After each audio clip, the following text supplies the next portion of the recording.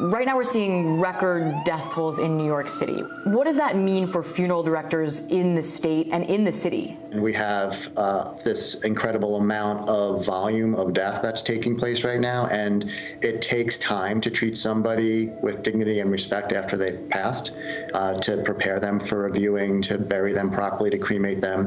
The sheer volume is just working against us because we don't have enough time. This is, again, really new for people, even just in terms of the pandemic. It's a crisis. It feels very scary, especially in New York City.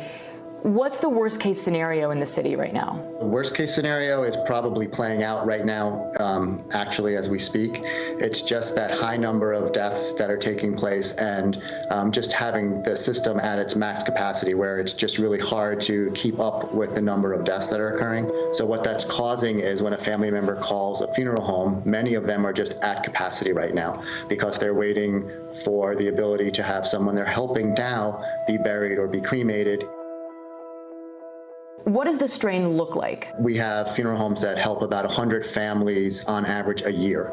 We have some funeral homes in the city who in the last week or so have helped 40, 50, 60 families already. So imagine doing half of your year's business in a week's period of time. What are you hearing from folks that you've either worked with in the past or that you that your association works with? What are you hearing from folks?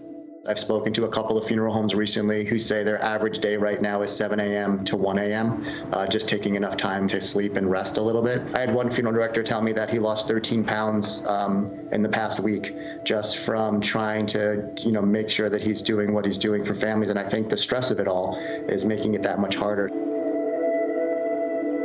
As of right now, we are only allowed to bring in immediate family members for a private gathering, but when they come in, they have to maintain the 6 feet social distancing mandates.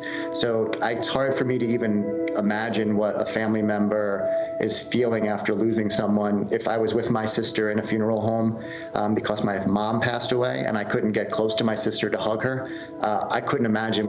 People don't like to talk about death, but we've seen it front and center, unfortunately, in the pandemic. And funeral directors really are that last responder. They are on the front lines right now trying to help families.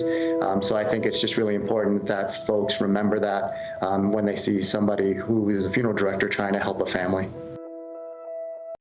Hey, NBC News viewers, thanks for checking out our YouTube channel. Subscribe by clicking on that button down here and click on any of the videos over here to watch the latest interviews, show highlights, and digital exclusives. Thanks for watching.